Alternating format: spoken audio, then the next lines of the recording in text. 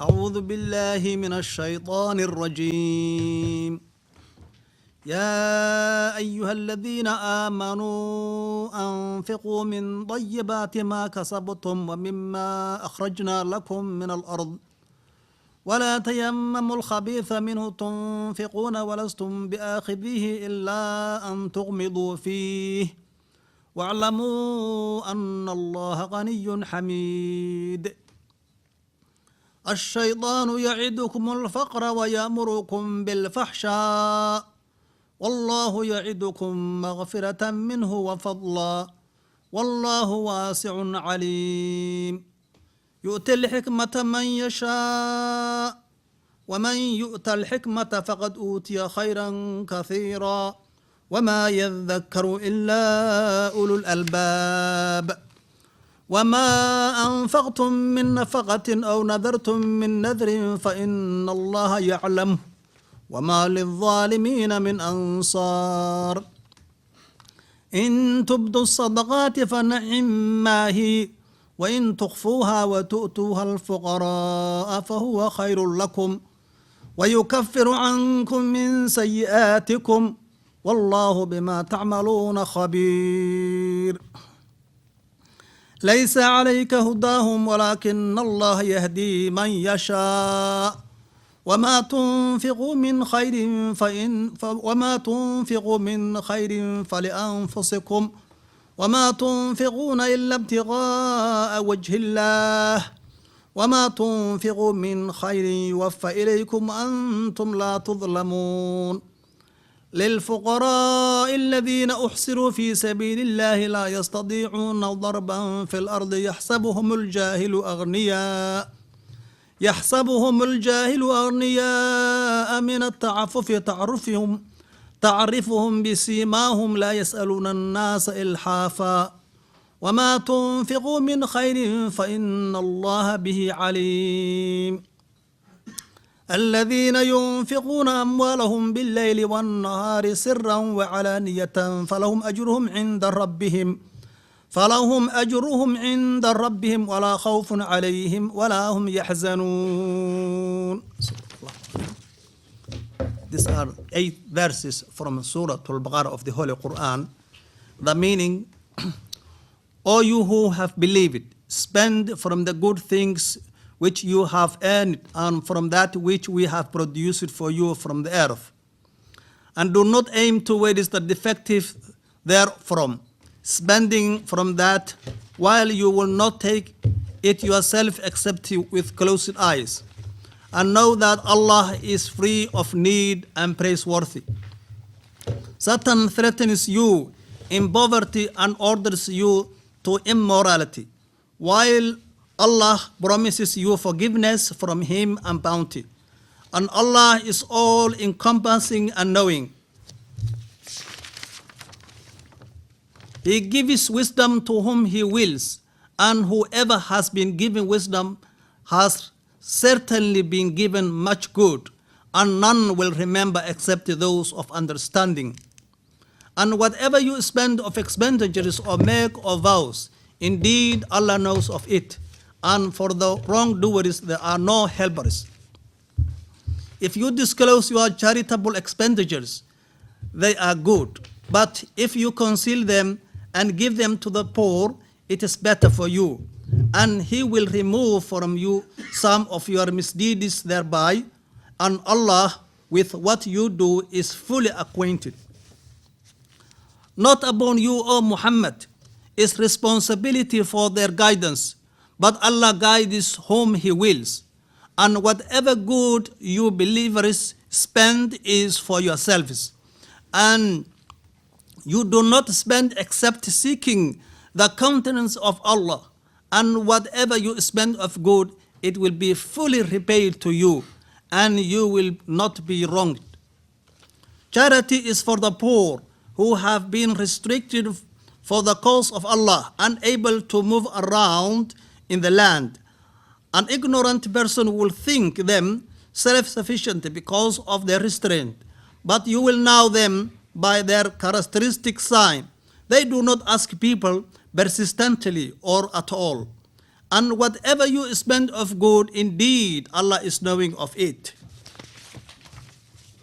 Those who spend their wealth in Allah's way by night and by day, secretly and publicly, they will have their reward with their Lord, and no fear will there be concerning them, nor will they grieve.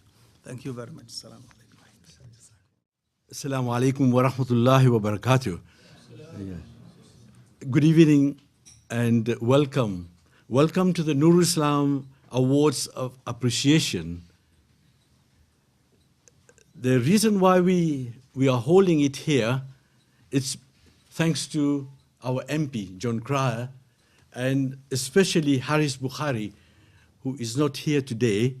And this is because we want to acknowledge those who have helped Noor Ul Islam Trust, either by their voluntary work or by fundraising during the month of Ramadan, the last Ramadan gone. We are grateful for those who are attending today, but I must have a special thanks to those people who are here and who are not here. First of all, Haris Bukhari, who arranged for this to celebrate in this Jubilee room. Unfortunately, he had to go to Manchester and he couldn't attend, but he wished us well. Obviously, our MP John Cryer is here. We are grateful to him, and as always, he is a supporter of all people in his constituents, Leighton and Leytonstone, Wanstead. Stella Cressy, whom we have invited, she is the MP for Walthamstow. Unfortunately, she sent her apology. Brother Imran Sidyot is here. He is helping us with our new project. We are grateful. Brother Jamal El Turk from Human Appeal, we are grateful you're here. Obviously, our Police Borough Commander, Mark Collins, thank you for coming, for your visit. You come to join us. We are grateful, really grateful.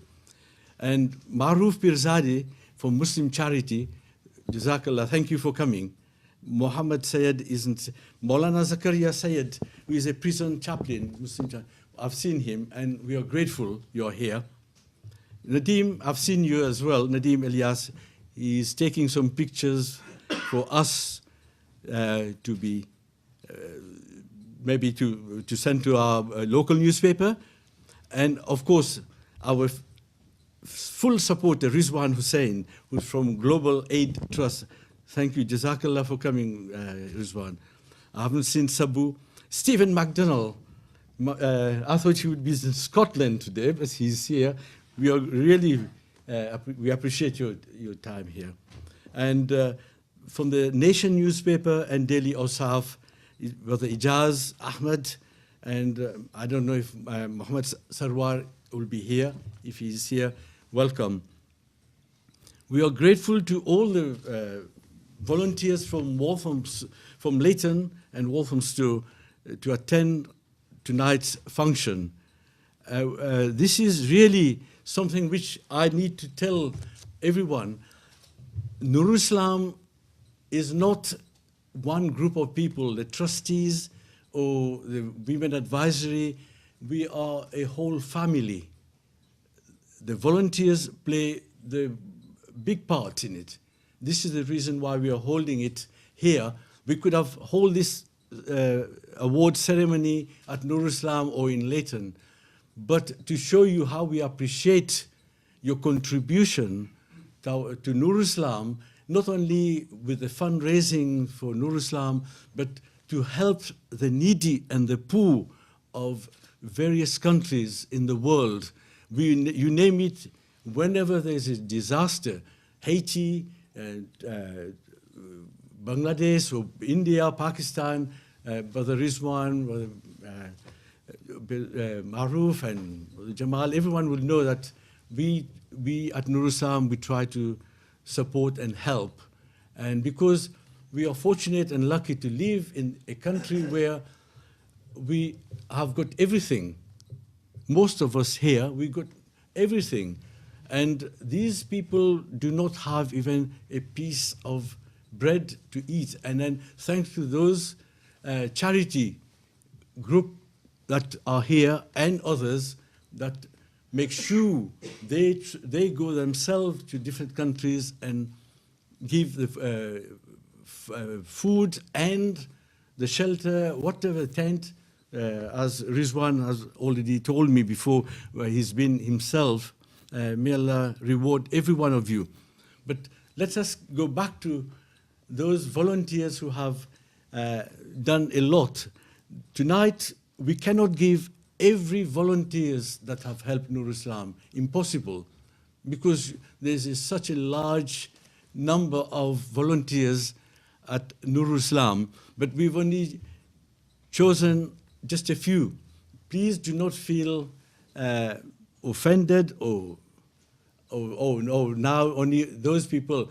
We cannot give, if we had to give, we will be spending all night here and start giving everyone. But it shows you how we do appreciate what you have done. May Allah reward you, help you. Tonight, this is just to show you our appreciation. But the main reward is from God, from Allah, inshallah. And I will not take too much time. I will ask our MP, John Cryer, to say as much as he wants, because this is he's home here. He's been attending a couple of votes, and maybe he will touch on that as well. Yeah. Please, John. Yeah, stand up. Yeah. Well, thank you. First of all, I'd like to welcome you all to Parliament tonight. Can I mention one other person who's just arrived? Councillor Hassan Khan is at the back of the room. He just arrived, and do you want to come down the front, Hassan?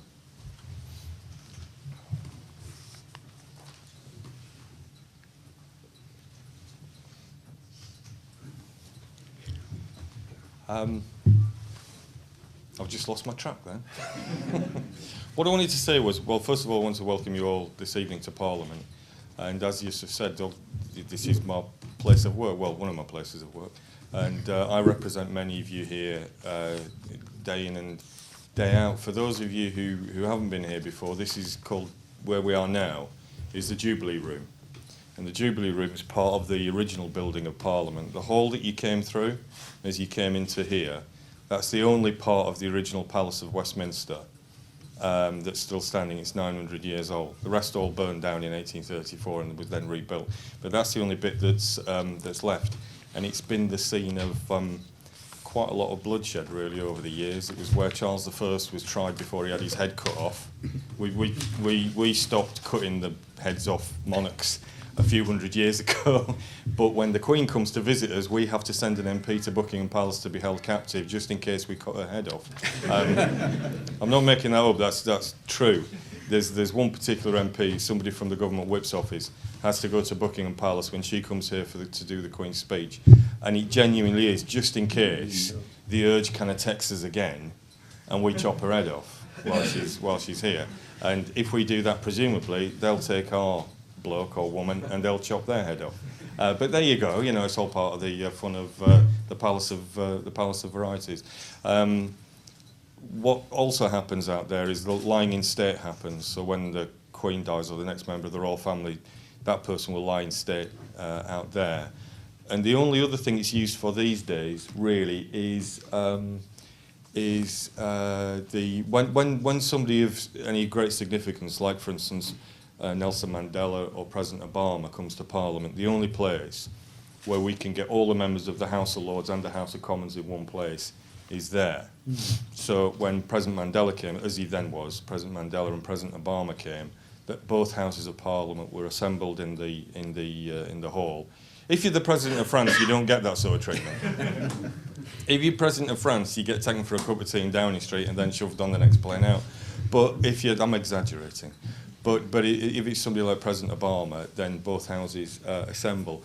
And on the subject of lying in state, I don't know why I've got onto all this, but I just thought you'd like to know the background. On the subject of lying in state, if any of you die tonight, I'm hoping you don't, but if any of you die tonight, officially you won't die inside the Palace of Westminster.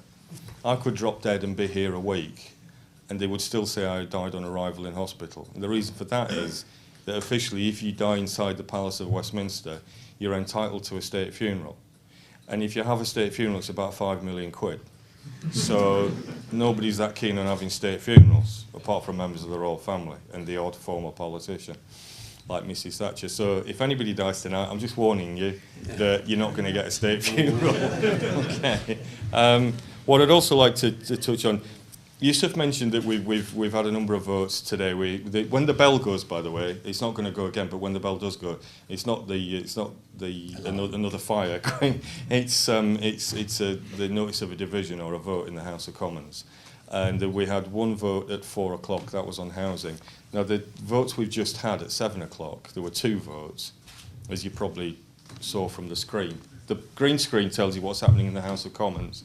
The red screen tells you what's happening in the House of Lords. And the reason that we got the colour of green, which all the seats are, and they got red, is that green's cheaper. It's true, I'm not making any of this up. Red's more expensive, so the Lords got red when they built this place.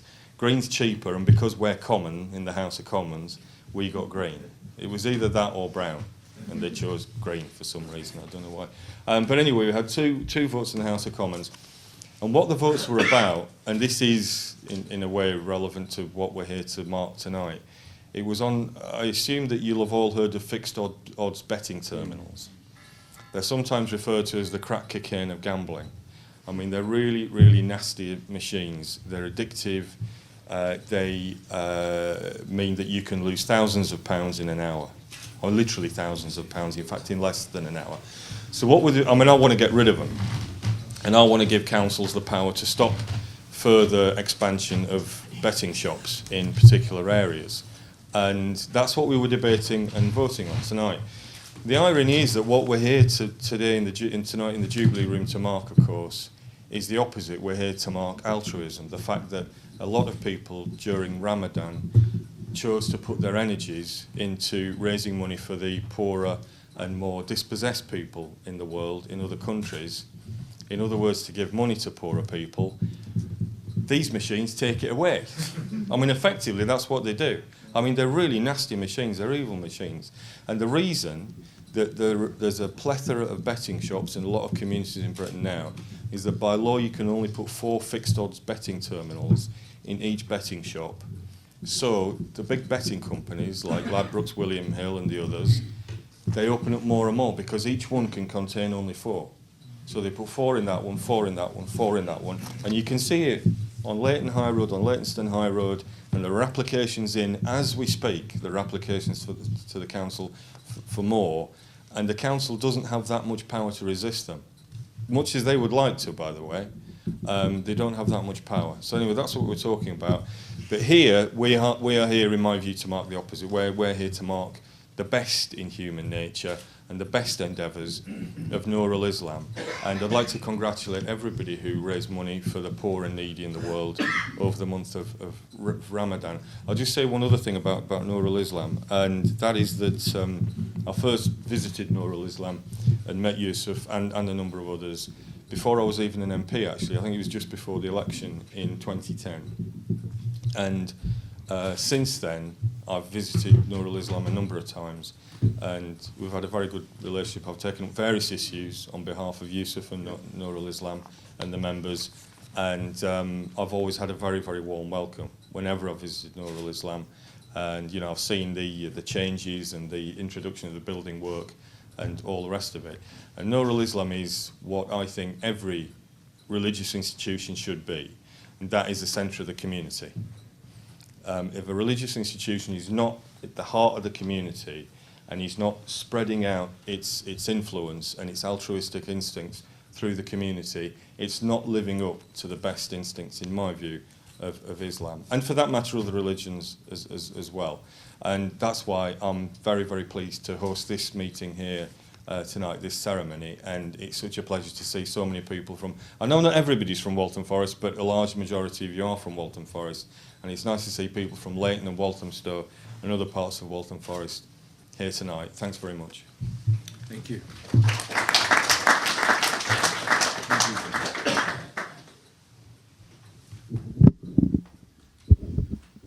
Of course, we have the Borough Commander, Mark Collins, here to my left.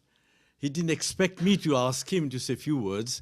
The reason being, we have a few more minutes before we present the awards. So I will ask him to say a few words. Even if it takes 5 minutes, that will be accepted by us. 5 minutes.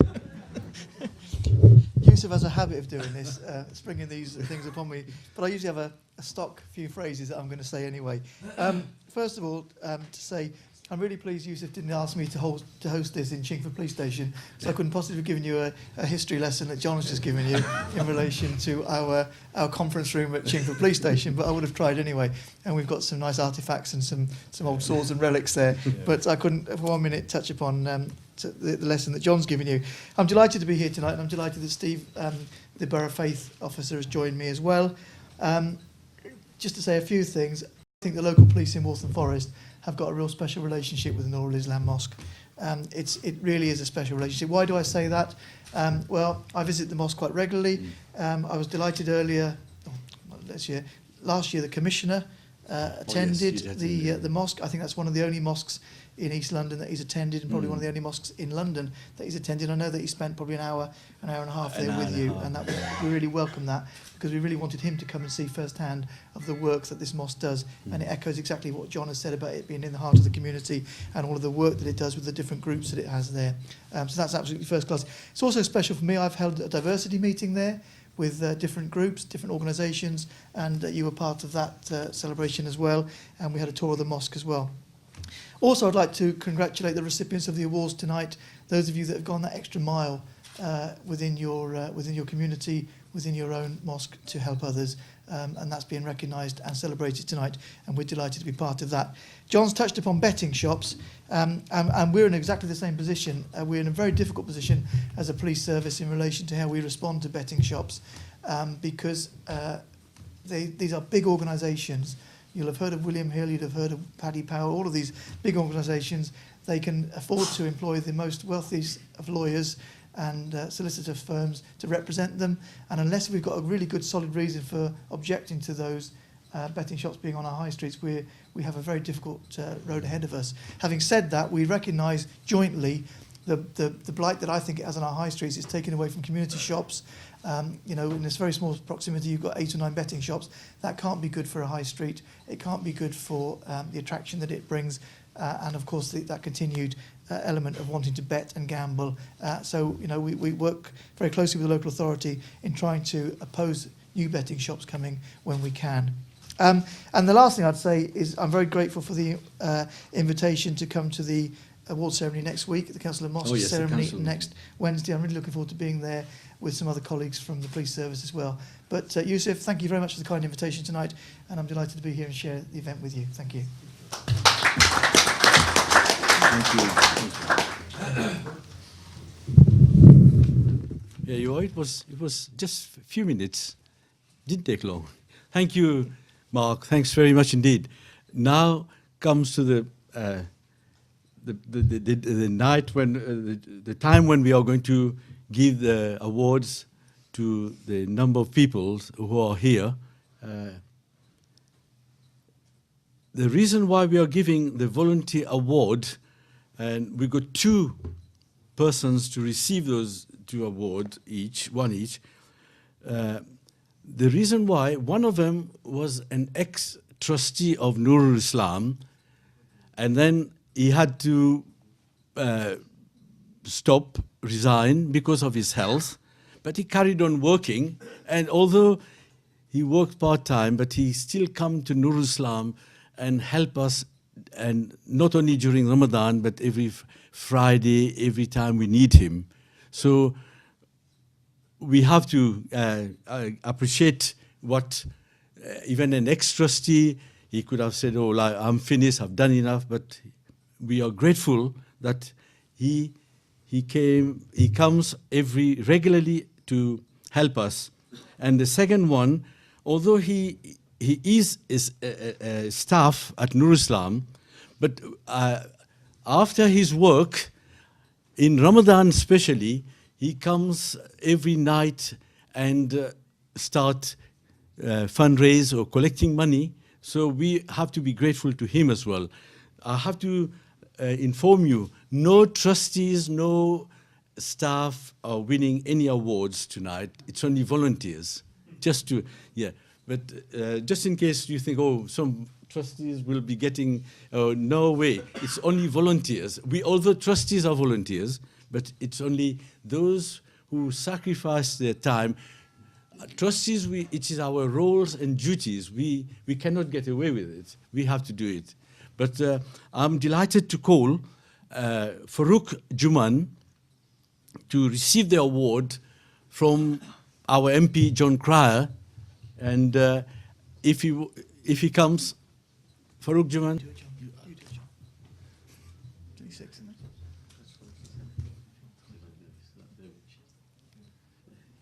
Stand. Yes.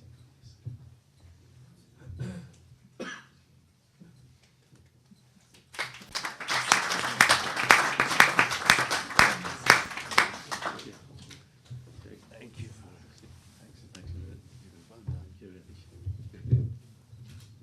Just to say, in short, there's no word to do, but I'd like to thank Brother Yusuf and Mr. John Cryer and honorable guests and all the ladies and gentlemen.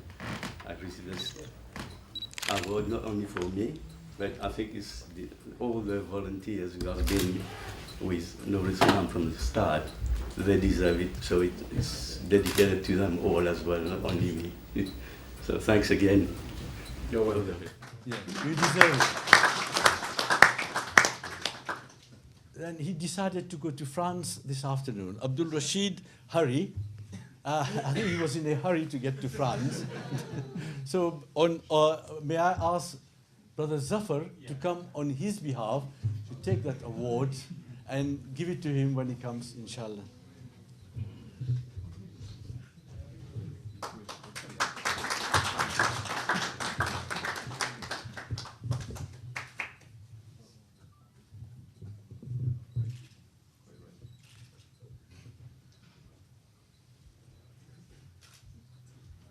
Thank you, Zafar. Thank you. Next award is fundraising award. Because at Noor Islam, I kept on saying that we have more sisters working at Noor Islam. We have more sisters as volunteers at Noor Islam.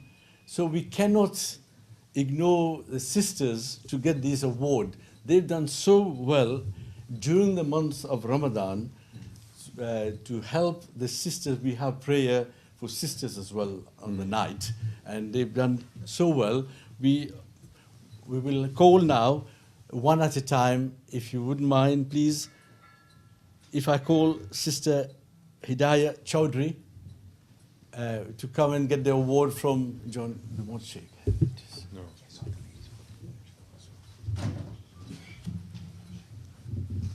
Sister Hidayah does so well, not only in Ramadan, every Wednesday, every time there's a collection, she's a good treasurer. She makes sure money is received and a receipt is given. You can't miss that. Please accept that. Congratulations.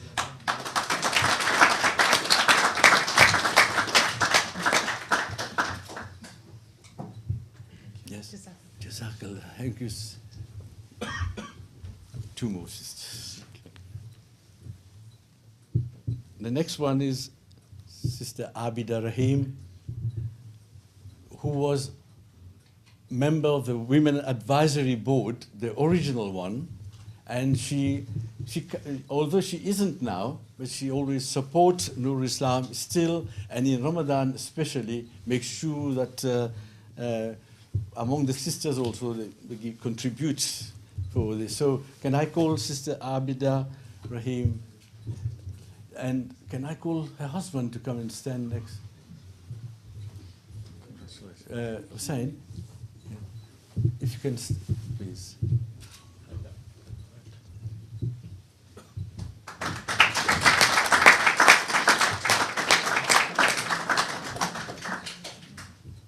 That's Jazak. Thank you. Oh, next one we have to. She's so good. She is everywhere. She will. If you hear some talk going on, it's her. She will do this, do that. She will make sure people listen, obey. Sister Aisha Wavda, and she's very good. She has been collecting a lot during Ramadan and even on Eid day and so on. Can I call her husband as well to Sister Aya and the husband? Well done. Thank you very much.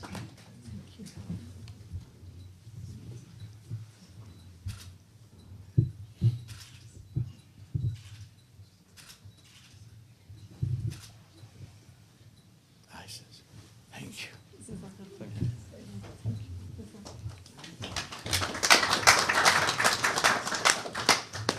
Behind every successful woman, there's a man.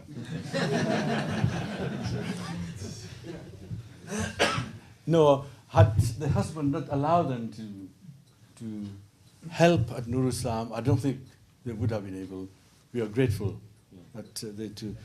The next the next award will be for the Youth Award. At Noor Ul Islam, John, you know, and Mark, we try to, and we've got Hasib here, who is responsible for the youth. And we have nearly, Hasib, we have 100 or so every Sunday playing football? 150 only, every Sunday at the school. Yeah. And thank to you, Hasib, and you and your team, yeah? So, but what I will call now, I'll call Imad first. Imad is a young man. How many languages you speak, Imad? 4 or 5? All right, come on. He's only 17 or 16? 17. He's been with us since he was 5.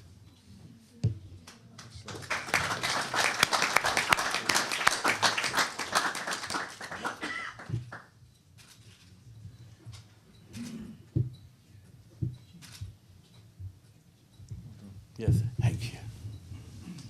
Well done. You want to say something? No. No. Oh. In Arabic? No. Jazakallah. The next one is Umar Bashir. And he too has been with Noor Ul Islam in the madrasa when in the afternoon classes, and he was young. But I've noticed he's one of the good teachers.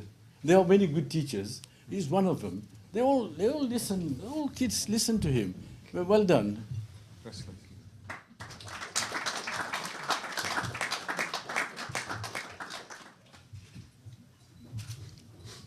Umar, you want to say something? Just Jazakallah for this. Yes. Thank you.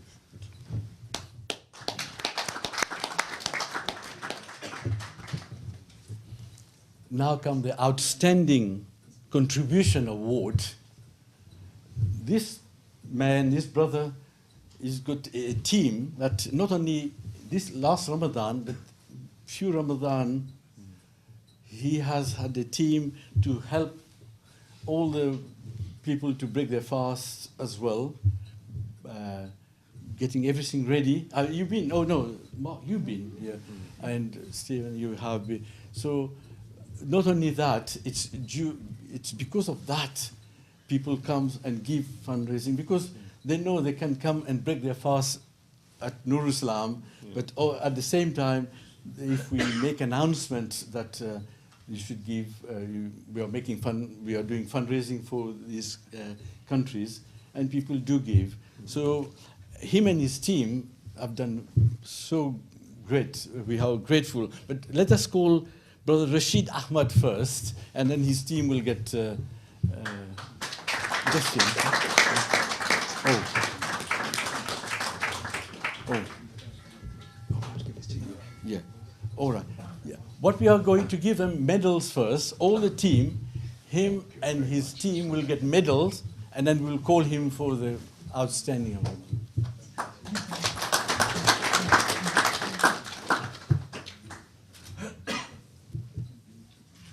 Thank you very much. Jazakallah. Thank you.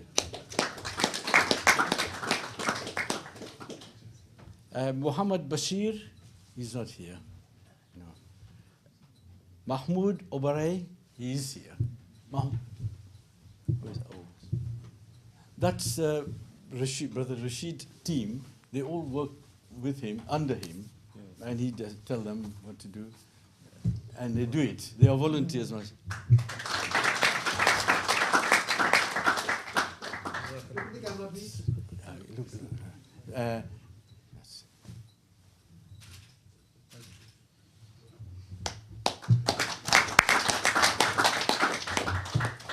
The next one in the team, Osman Rashid. That's the main man's son.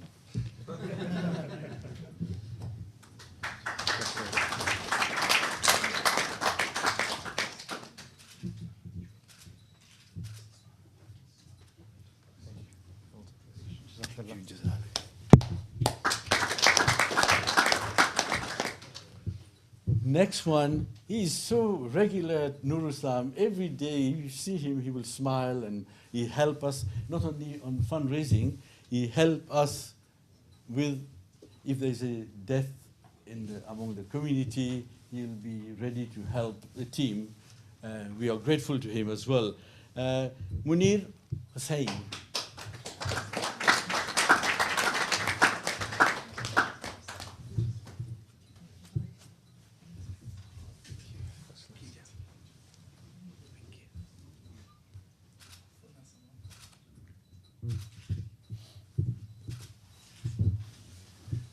Thank you very much. Yeah, you can tell them. Tell them.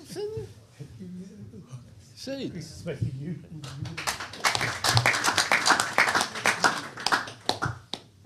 Can you get Abdul Bomwala?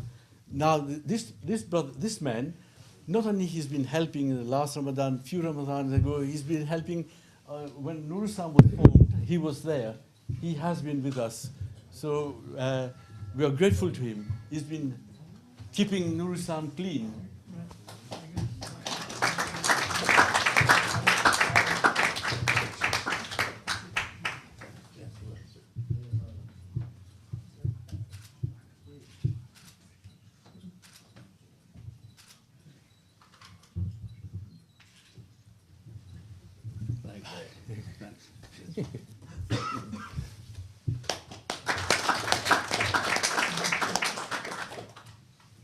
The next one is Saeed Sarkar.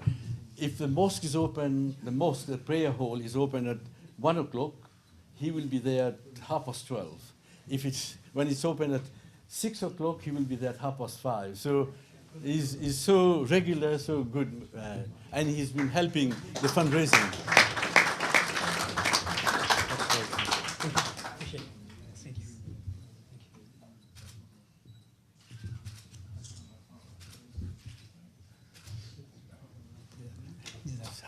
You want to say something?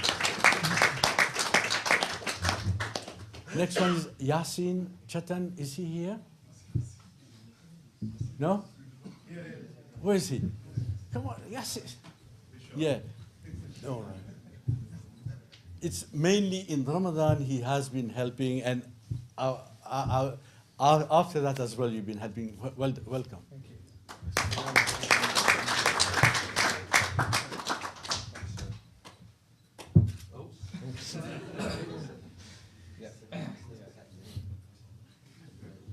you. Thank you. Yes, yes. All right, Yasin. Oh, Kaisar Khurshid. He tells us this has to be done this way.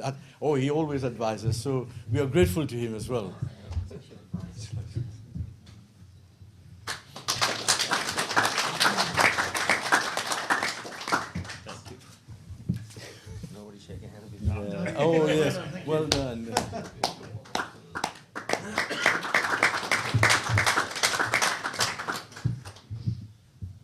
now we ask Rashid Ahmad to come again to receive the main award for him and his team. Brother Rashid, yes, this is the main award. The other one is a badge. This one is the main. That's for you and your team.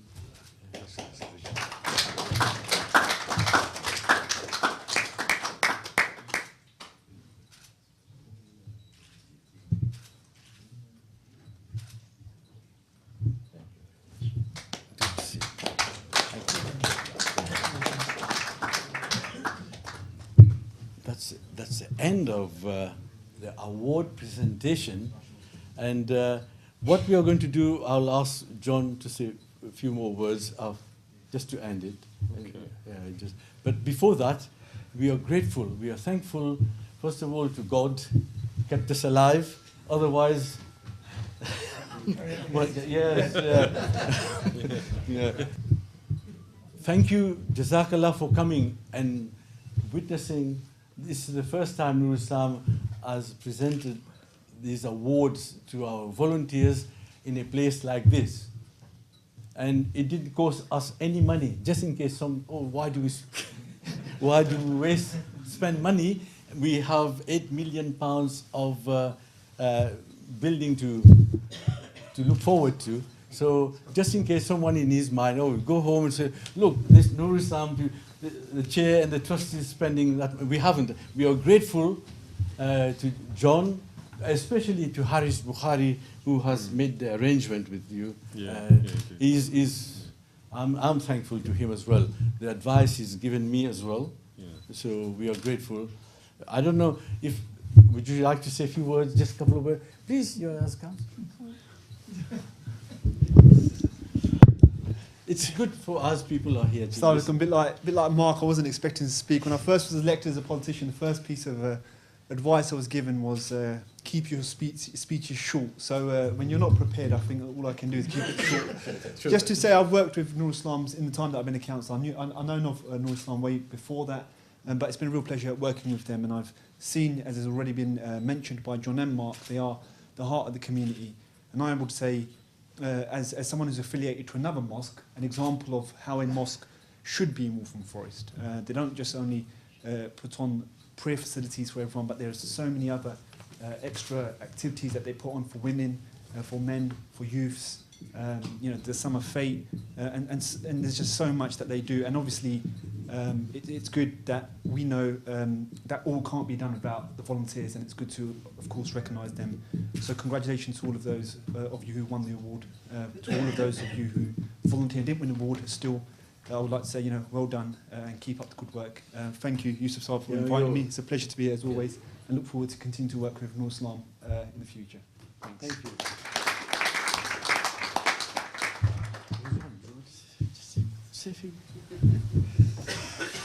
I'll just give you time to say. Thank you very much. Again, I wasn't expecting to speak, but this is quite a unique event for me. It's the first event in the last 8 years in which I'm actually not fundraising. So, wow. To be able to stand at the front and not ask you for money is a wonderful feeling. It is. I congratulate all the volunteers. You see, those of us who work on television, who do a lot of stage fundraising, we get noticed and people think we do a marvelous job. But the real soldiers are those people in the background that don't appear on television. They don't go on the stage to fundraise. And I know in every dinner that I've done for Noor Ul Islam, there's an army of volunteers in the crowd that are working throughout the night, getting the pledge forms, doing the bucket collections, the registrations. And they're the real people that make a difference. So a very big congratulations to you all. And I'd love to be invited to a few more events where I don't have to ask people for money. It's wonderful. However, there is a bucket on the way. Thank you very much. Thank you.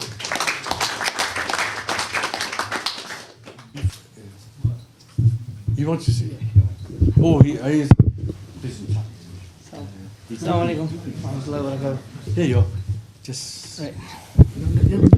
Assalamu alaikum warahmatullah. What I'd like to say, mashallah, I've seen my brother Yusuf, the community work he does, and beautiful manner in which he speaks to people, regardless of gender, race, age, etc. And the way Noor Ul Islam, mashallah, functions, I think it's a beautiful example of how the masjid of our beloved Muhammad sallallahu alaihi wasallam, peace and blessings be upon him, would function, where the masjid is supposed to be a central location for the community where they can turn to for whatever needs it may be. Alhamdulillah, Noor Ul Islam, I think it provides that. I've heard from many occasions, since I work in the prison system, I've heard from many prisoners and also from ex-offenders that they've been to Noor Ul Islam and they have been helped. Sadly, sometimes other circumstances meant they ended up again in prison again a second or third time. But whilst they were outside, they were proud to say that they could go to Noor Ul Islam, the mosque with the green doors, as they would describe it, and somebody in the office will help them and they will be directed. If they cannot be helped directly by the masjid, they will be pointed in the right direction where they may get the help that they need. So alhamdulillah, hearing these kind of stories, it really makes me feel proud and to know that there is a masjid amongst our country that actually exemplifies and portrays the Prophet's masjid in Medina Munawwara 1400 years ago.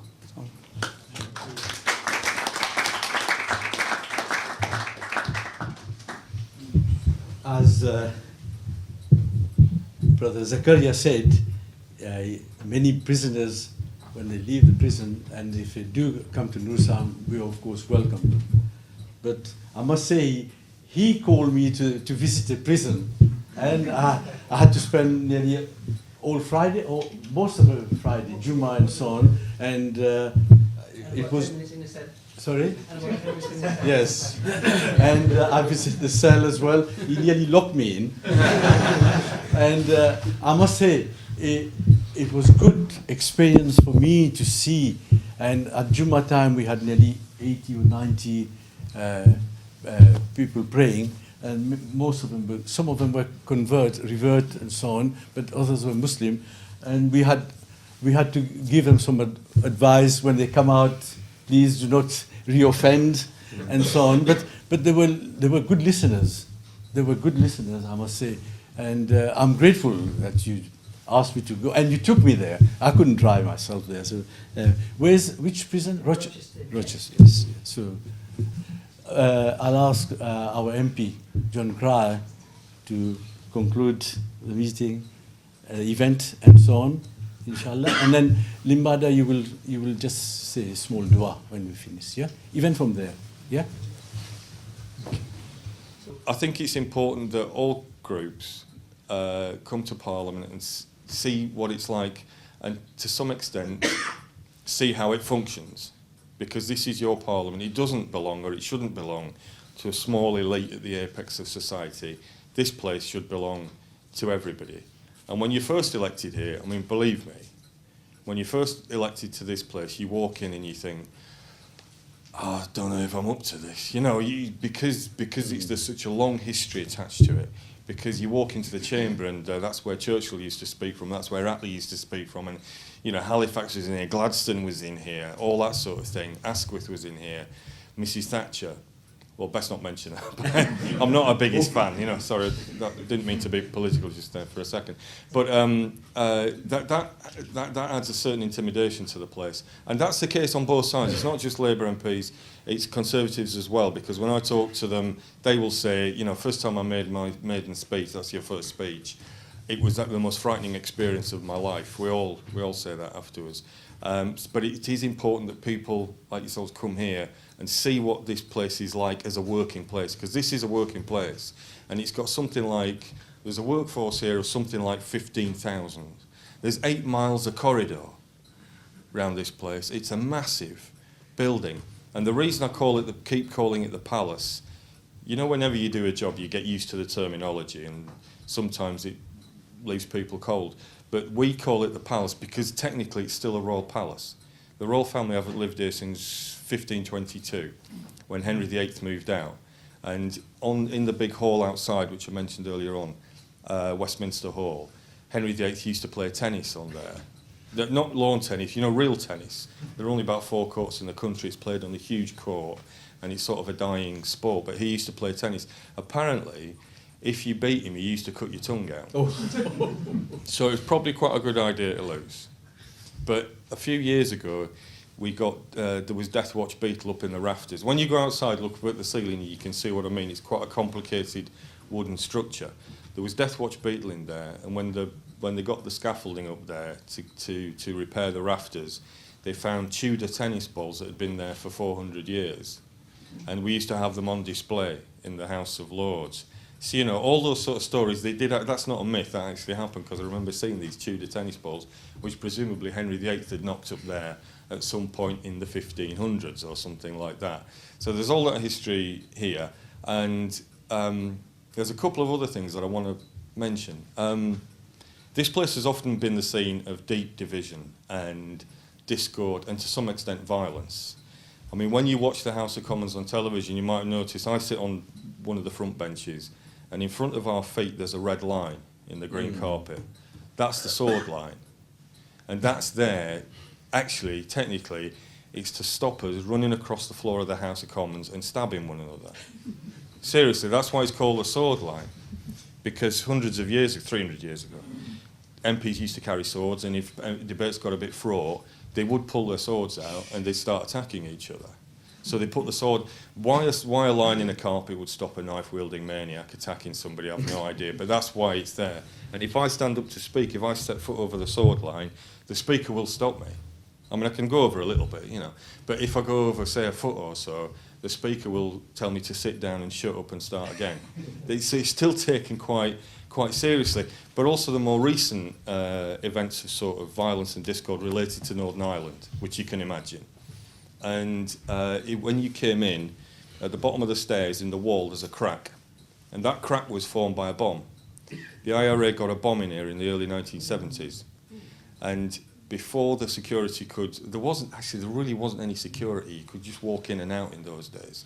But they got a bomb in. Then they introduced basic security.